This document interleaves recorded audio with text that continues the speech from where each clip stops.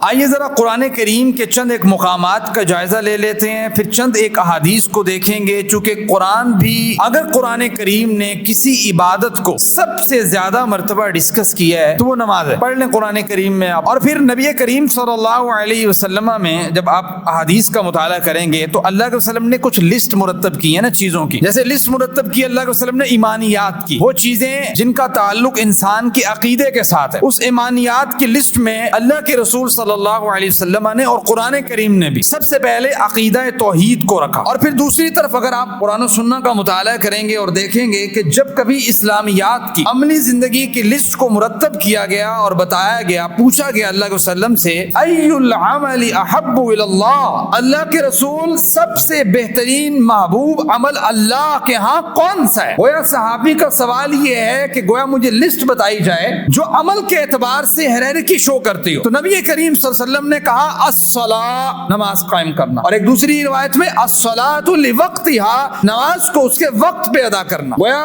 پتہ یہ لگ گیا کہ جب کبھی عمل کی لسٹ مرتب ہوگی قرآن و سنت میں تو سب سے اوپر اگر کوئی عمل آئے گا تو وہ نماز ہے۔ اس لیے ذرا قرآن کریم کے مطالعے کے بعد چند ایک آیات میں نے نکالی ہیں جس کو ہم پڑھیں تو انشاءاللہ ہمیں اہمیت نماز کے بارے میں آگہی ملے۔ پہلی آیت سورۃ بقرہ کی 238 نمبر آیت ہے۔ اللہ تعالیٰ فرماتے ہیں حافظوا علی الصلوات والصلاة الوسطى وقوموا للہ قانتین، لوگوں نماز کی حفاظت کرو، حافظوا علی الصلوات، نمازوں کی حفاظت کرو، جمع کا صیغہ صلوات، اور بطور خاص درمیانی نماز کی زیادہ حفاظت، اور یاد رکھو وقوموا للہ قانتین۔ پہلا سٹیپ یہ ہوتا ہے کہ انسان اس فلسفے کو سمجھتا ہے، اس حکمت کو سمجھتا ہے کہ نماز کیوں پڑھنی ہے۔ یعنی آپ کے ذہن میں یہ بات آ جائے کہ دیکھیں اللہ تعالیٰ نے فطرتی طور پہ ہر ایک جنس میں، آپ سمجھ لیں ہر ایک جانور میں بھی یہ بات موجود ہے کہ وہ شکر کے کچھ جذبات ہوتے ہیں اس کے اندر۔ میں مثال دیتا ہوں، دنیا نے فیل کیا، محسوس کیا کہ سورج کا ہماری زندگی میں بڑا رول ہے۔ ایک مثال ہے، اگر وہ نہ ہو تو ہم اس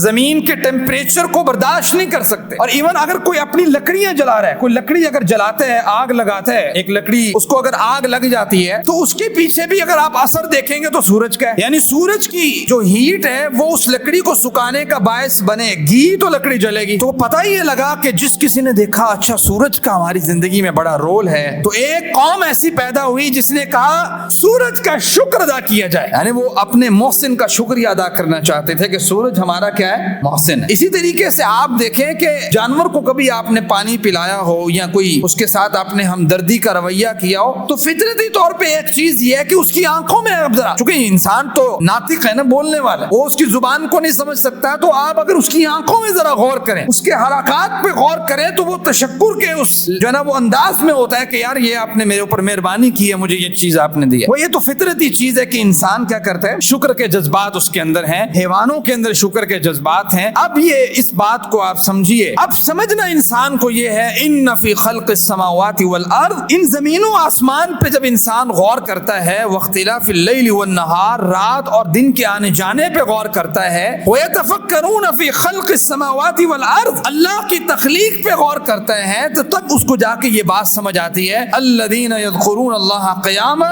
وقعودا وعلی جنوبہم، یعنی پہلا سٹیپ یہ ہوتا ہے کہ وہ غور کرتے ہیں کہ میرا محسن کون ہے۔ جب اس کو الٹیمیٹ پتہ لگ جاتا ہے کہ محسن یعنی یہ سورج چاند ستارے اس کا بنانے والا کوئی ہے، کریٹر، اینڈ رزلٹ اللہ کے پاس پہنچتا ہے، تو انسان کے دل میں جذبات ابھرنے چاہیے اس غور کے بعد۔ اس لیے غور پہلے بات کی گئی نا، پہلے غور پہ بات کی گئی کہ آپ غور کریں اللہ کی تخلیق پہ، اللہ کے احسانات کے اوپر، پھر یہ خود بخود شکر کا جذبہ پیدا ہوگا۔ پھر یہ شخص جو غور کر رہا ہے یذکرون اللہ قیاما وقعودا وعلی جنوبہم، یہ شخص جو ہے وہ ہر حالت میں اللہ کا ذکر کرے گا۔ یہی پہ بات کو جناب لقمان علیہ الصلوۃ والسلام کے معاملے میں ڈسکس کیا گیا۔ سورہ لقمان کو آپ پڑھیں تو کہا گیا نا وَإِذْ قَالَ لُقْمَانُ لِابْنِهِ وَهُوَ يَعِظُهُ يَا بُنَيَّ لَا تُشْرِكْ بِاللَّهِ، اس کو آگے پڑھتے جائیں تو اس سے پچھلی آیت میں یہ بات ہے کہ جناب لقمان کو اللہ نے حکمت دی، دانائی دی، گویا غور و فکر کا ایک انسان کا ہوتا ہے انداز، فلسفہ سمجھنا ہر چیز کا، اور اس کے بعد اپنے بیٹے سے کہہ رہے ہیں یا بنی اقم الصلاۃ، اے میرے بیٹے بیٹے نماز قائم کر، وَأْمُرْ بِالْمَعْرُوفِ نیکی کا حکم دینا۔ میں اس بات کو آپ کے سامنے رکھنے کا مقصد یہ ہے کہ آپ کو اس بات کا پتہ ہو کہ جب انسان اپنے محسن کی بات کو سمجھ جائے، اپنے محسن کو جان لے، تو الٹیمیٹ نتیجہ یہ نکلتا ہے کہ وہ شکریہ ادا کرتا ہے، اور وہ شکر کا طریقہ جو ہے وہ یہ ہے کہ وہ ذکر کرے۔ اور ذکر کیا ہے؟ وہ اللہ تعالیٰ کی عبادت جو ہے سب سے بیسک نماز ہے۔ اور نماز بھی آپ دیکھیں اپ ڈیٹ کر رہی ہے انسان کو، انسان ہے نا، آپ دیکھیں انسان کے اندر یہ کمزوری پائی جاتی ہے کہ اس کو آپ چھوڑ دینا، اگر اس کی کوئی لمیٹیشنز نہ رکھیں، کچھ وقت گزرتا ہے وہ خود بھی ڈپریشن کا مریض بنتا ہے، اور اس کو سمجھ نہیں آتی کہ پرپز آف لائف کیا ہے۔ گویا اس کو اس کے خالق کے ساتھ ربط رکھنا، اس کا یہ بہت ضروری ہے، مالک کے ساتھ ربط رکھنا۔ اور نماز اس کا ایک رول ادا کرتی ہے کہ آپ دنیا میں پھنسے ہوئے ہیں، آپ کو کم از کم 24 گھنٹوں کے اندر 5 دفعہ کم از کم آپ کو نکلنا ہے وہاں سے کہ بھائی میں جا رہا ہوں نماز پڑھنے کے لیے۔ اب نکل گئے، اپ ڈیٹ ہو گئے۔ تو گویا نماز کی اہمیت اتنی ہے کہ قرآن کریم میں آپ دیکھیں کہ سب سے زیادہ زور اگر کسی بات پہ دیا گیا، ایون یہ بات کہہ دی گئی وَأَقِيمُوا الصَّلَاةَ وَلَا تَكُونُوا مِنَ الْمُشْرِكِينَ، نماز قائم کرو، کہیں مشرکوں میں سے نہ ہو جانا۔ پتہ یہ لگا کہ نماز قائم نہیں کی تو آپ کہاں پہ جاتے ہیں؟ مشرک کی کیٹیگری۔ یعنی شرک سے اگر آپ کو کوئی چیز الگ کرتی ہے، اگر شرک سے کوئی چیز بچاتی ہے آپ کو، تو وہ نماز ہے، کیونکہ نماز آپ کا ربط اللہ کے ساتھ جوڑتی ہے، اور جب انسان اللہ کے ساتھ تعلق وہ بانڈنگ کو کمزور کرتا ہے تو دنیا کے بہت سے چھوٹی چیزیں اس کو بڑا جو نا وہ محسن سمجھتا ہے، اور وہ ان کی طرف جو ہے نا وہ رجوع کرتا ہے، اینڈ رزلٹ یہ نکلتا ہے وہ مشرک بن جاتا ہے۔ یعنی جب آپ کو پتا ہو کہ یار یہ بزرگ، یہ فلاں، یہ چیز، وہ چیز، اس نے میرے پہ احسان کیا، اب میں نے کیا کرنا ہے؟ اس کا شکر کر، تو اینڈ رزلٹ کیا نکلتا ہے؟ اور آپ رب سے، اللہ تعالیٰ سے، یہ جو اللہ تعالیٰ نے ایک پاور رکھی ہوئی ہے، طریقہ کار رکھا ہوا ہے، آپ کو 24 گھنٹوں سے نکال کے اس میں سے آپ کو آنا پڑتا ہے نماز کے لیے۔ یہ مسئلہ یہ ہے کہ آپ شرک سے بچ جائیں۔ آپ غور کر لیں کبھی زندگی میں، آبزرویشن یہ بات کہتی ہے کہ آپ کو مشرک اکثر بے نمازی ملے گا۔ یہ قرآن کی آیت ہے، وَأَقِيمُوا الصَّلَاةَ وَلَا تَكُونُوا مِنَ الْمُشْرِكِينَ۔ جو مواعظ شخص ہوگا نا، وہ جب نماز پڑھتا ہوگا اس کو پتا ہوگا نماز کے اندر یہ معنی إِيَّاكَ نَعْبُدُ وَإِيَّاكَ نَسْتَعِينُ، یہ بات فوراً سے اس کا تعلق اللہ کے ساتھ اسٹرانگ ہو گیا۔ دنیا اس کو کہے گی یہ بھی کرتا ہے، وہ بھی کرتا ہوگا، چل بڑے میں نہیں مانتے۔ اور جب انسان کا تعلق نماز کے معاملے میں کمزور ہوتا ہے، الٹیمیٹ ریزلٹ مشرکوں میں شامل۔ اس لیے یہ بات کہی وَأَقِيمُوا الصَّلَاةَ وَلَا تَكُونُوا مِنَ الْمُشْرِكِينَ۔ اور نبی کریم صلی اللہ علیہ وسلم کی وہ حدیث مبارکہ جو کیٹیگوریکلی یہ بات بیان کرتی ہے، بین العبد و بین الکفر ترک الصلاۃ، آدمی، انسان، مسلمان اور کافر کے درمیان اگر کوئی چیز آڑ ہے، فرق ہے، تو وہ نماز ہے۔ آگے بڑھیے، قرآن کریم کا سورۃ مدثر کا وہ آپ واقعہ، وہ بات سن کے آپ حیران ہوں گے کہ نماز کی امپورٹنس کتنی ہے، کہ قیامت کے دن جب جنتی جنت میں اور جہنمی جہنم میں ہوں گے تو فرشتے جہنمیوں سے یہ بات پوچھیں گے۔ سورۃ مدثر کی ورس نمبر 43 ہے، جہنمیوں سے کہیں گے فرشتے، ما سلککم فی سقر، بھائی تمہیں کس چیز نے اس سقر میں ڈال دیا ہے، جہنم کی اس وادی میں ڈال دیا ہے، اس کھولتی ہوئی جہنم میں ڈال دیا ہے۔ اب جہنمیوں کا جو رسپانس ہے وہ اپنی نا کچھ 4-5 چیزیں بتائیں گے، لیکن سب سے پہلی چیز جو ڈسکس کریں گے وہ آپ دیکھ لیں، وہ کہیں گے قالوا لم نک من المصلین، ہم نماز نہیں پڑھتے تھے، ولم نک نطعم المسکین، ہم مسکین کو کھانا نہیں کھلاتے تھے، وکنا نخوض مع الخائضین، ہماری نمازیں اس لیے آؤٹ ہو جاتی تھی کہ ہم بیٹھے ہوتے تھے ایسی مجلسوں میں جہاں پہ ہماری خوش گپیاں چل رہی ہیں۔ نخوضو کا مطلب آپ دیکھ لیں، خوش گپیاں لگانے والوں کے ساتھ خوش گپیاں لگایا کرتے، ہم کہے کیا بورنگ کام کی دعوت دے رہے ہیں آپ، اور یار بیٹھ یار پھر پڑھ لیں، نماز کون سا چلی جا رہی ہے۔ وکنا نخوض مع الخائضین، جہنمی وہاں پہ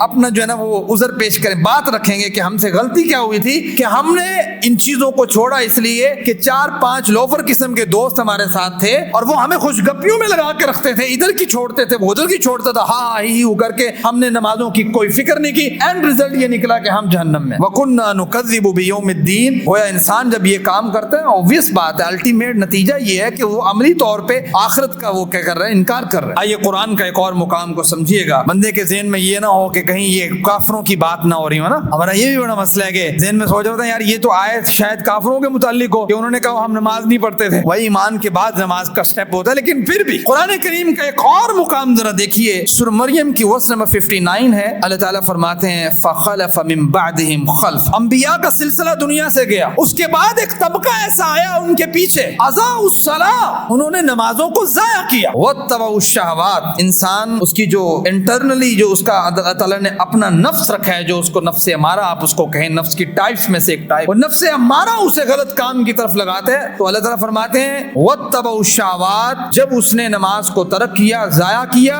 اور اس نے اپنی خواہشات کی پیروی کی، دل یہ کرتا ہے کہ بستر اچھا ہے، جاگ خرابی آئی جان بوجھ کے نہیں اٹھا. دل جو انسان کا نفس لوامہ ہے وہ شروع میں ملامت کی, اس نے کہا یار آپ کو نماز پڑھنی چاہیے. اٹھنے لگا, دیکھا بڑی زبردست خوش گپی چل رہی ہے یہاں پہ, اچھا یار بیٹھتا ہوں. یہ اس نفس کی اس نے واتبعوا الشہوات, اس نے اس کی پیروی کی, نمازوں کو ضائع کیا. فخلف من بعدهم خلف اضاعوا الصلاة واتبعوا الشہوات فسوف يلقون غیا. ایسے شخص کو اللہ تعالیٰ وادی غی میں ڈالے گا, جہنم کی ایک وادی ہے. اب یہ کس کی بات ہو رہی ہے بھائی؟ ہماری بات ہو رہی ہے. نماز کی اہمیت اتنی زیادہ. آئیے قرآن کا ایک اور مقام ہے سورۃ مومنون. اللہ تعالیٰ نے جب یہ بات کی قد افلح المؤمنون, یقیناً کامیاب ہو گئے مومن, فلاح پا گئے مومن. اللہ تعالیٰ نے ایک بات کے سٹارٹ میں ایک بات کی, کہا الذین هم فی صلاتهم خاشعون. یہ سٹارٹنگ میں بات, پھر اس کے بعد 3 4 5 چیزیں بیان کی اللہ تعالیٰ نے. تو کامیابی مومن کی ابتدا ہے الذین هم فی صلاتهم خاشعون. اور جب ساری چیزیں بیان کر لی اللہ تعالیٰ نے مزید اینڈ میں پھر باندھ کے یہ بات کہی, اور اللہ تعالیٰ فرمایا الذین هم علی صلواتهم یحافظون. مومن کی کامیابی کی ابتدا بھی نماز ہے اور کامیابی کی انتہا بھی نماز ہے. اور ساتھ ایک اور بند بانا اور کہا اولئک هم الوارثون الذین یرثون الفردوس. کامیاب ہونا چاہتا ہے اگر کوئی شخص تو پھر لوگوں کی باتوں میں کیا نہ سوچے کہ میں یہ ہو جائے گا وہ ہو جائے گا, قیامت کو ایسا ہو جائے گا ویسا. نماز پڑھنی پڑے گی. ابتدا اور انتہا وارث بننا چاہتے ہیں تو الذین یرثون الفردوس, فردوس کا وارث نمازی کے علاوہ کوئی نہیں بن سکتا. آگے بڑھیں, قرآن کریم کا ایک اور مقام ہے, فرمایا اتل ما اوحی الیک من الکتاب. اللہ کے رسول ہم نے آپ کو یہ کتاب دی, آپ اس کی تلاوت کیجئے, لیکن یاد رکھیں this book is not enough. یہ کتاب کافی نہیں ہے, اس کے ساتھ آپ کو کیا کام کرنا پڑے گا عملی طور پہ؟ واقم الصلاۃ, نماز قائم کرنی پڑے گی. نبی کریم صلی اللہ علیہ وسلم سے یہ بات کہی جا رہی ہے, اتل ما اوحی الیک من الکتاب واقم الصلاۃ ان الصلاۃ تنہی عن الفحشاء والمنکر. نماز انسان کو فحاشی اور برائی سے روکتی ہے. کون سی نماز؟ اس کے کوئی پیرامیٹرز ہیں یا نہیں ہے؟ اس کے پیرامیٹرز یہ ہیں کہ انسان پورے حاضر دماغ کے ساتھ کھڑا ہو کے نماز پڑھے, اس کو پتا ہو کہ میرا اور میرے رب کا ابھی ربط کیا چل رہا ہے, مسئلہ کیا چل رہا ہے, بات کیا چل رہی ہے.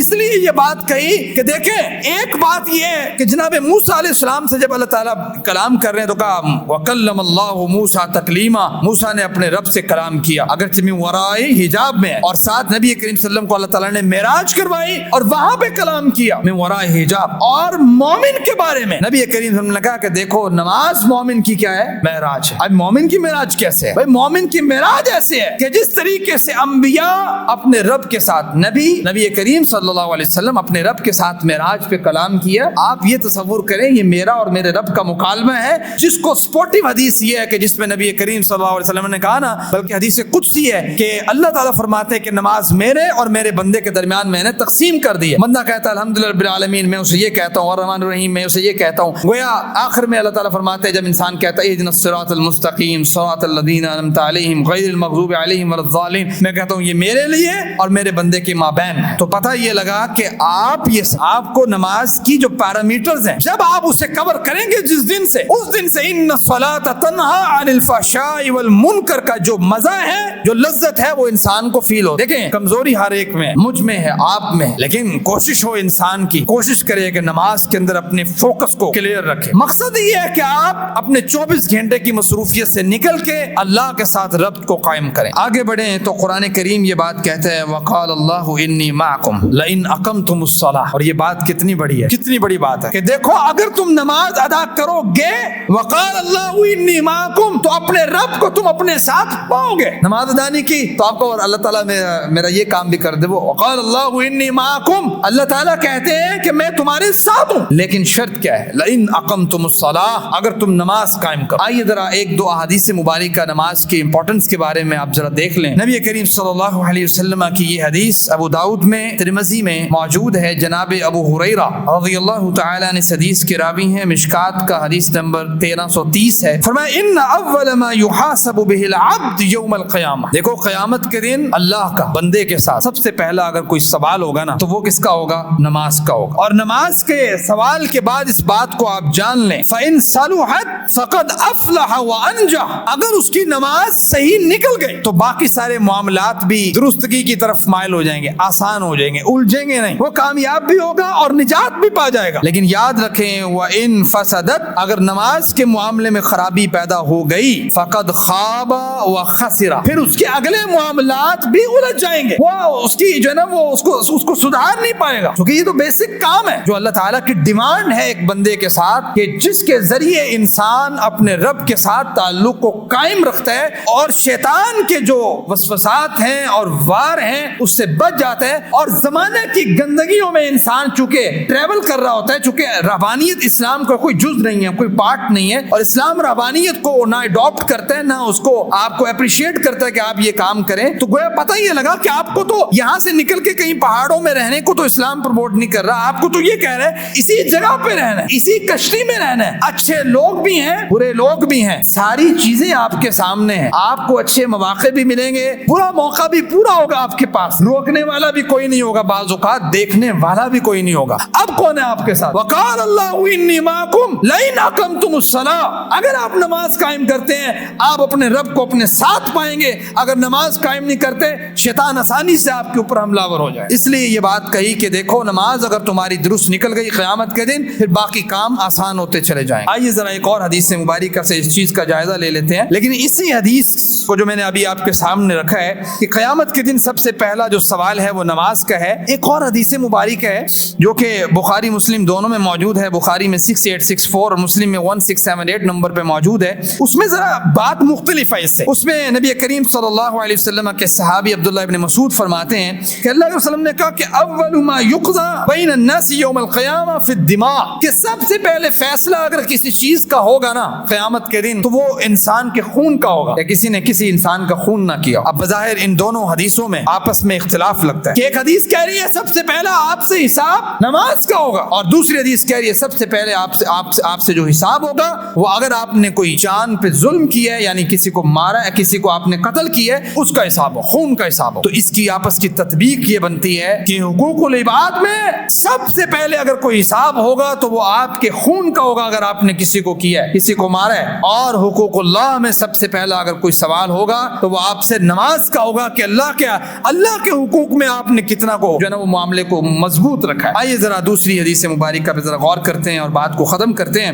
یہ حدیث مبارکہ احمد میں, دارمی میں, بیہقی فی شعب الایمان میں اور مشکات میں اس کا نمبر 578 ہے, اور اس کے راوی عبداللہ ابن عمر بن عاص ہیں. فرماتے ہیں کہ نبی کریم صلی اللہ علیہ وسلم نے ایک روز نماز کا تذکرہ کیا اور اللہ کے رسول صلی اللہ علیہ وسلم نے فرمایا من حافظ علیہا, جس نے نماز کی حفاظت کی, کانت لہ نورا و برہانا و نجات, یہ نماز اس کے لیے نور بھی ہے, برہان بھی ہے, نجات بھی ہے, یعنی دلیل ہے اس کے لیے کہ وہ قیامت کے دن یہ بات کو ڈیفینڈ کر پائے گا کہ میں مستحق ہوں اس بات کا کہ میں جنت میں جاؤں, روشنی ہے اس کے لیے کہ وہ اس کے راستے کو آسان کر دے, اور نجات ہے اس کے لیے کہ وہ اس کے الٹیمیٹ نتیجے جنت تک پہنچ جائے. اور نبی کریم صلی اللہ علیہ وسلم نے ساتھ یہ بات فرمائی کہ وَمَن لَّمْ يُحَافِظْ عَلَيْهَا, جس نے اس نماز کی حفاظت نہیں کی, 5 وقت کا نمازی نہ بنا. وہ بات یاد رکھے لم یکن نورا, نہ تو وہ شخص اللہ تعالیٰ سے کوئی نور کی امید رکھے کہ وہ پل صراط کو کراس کرے گا یا باقی چیزیں اس کی کلیئر ہوں گی, ولا برہانا, نہ وہ اپنے پاس کوئی حجت رکھتا ہے, دلیل رکھتا ہے کہ اللہ تعالیٰ مجھے جو ہے نا وہ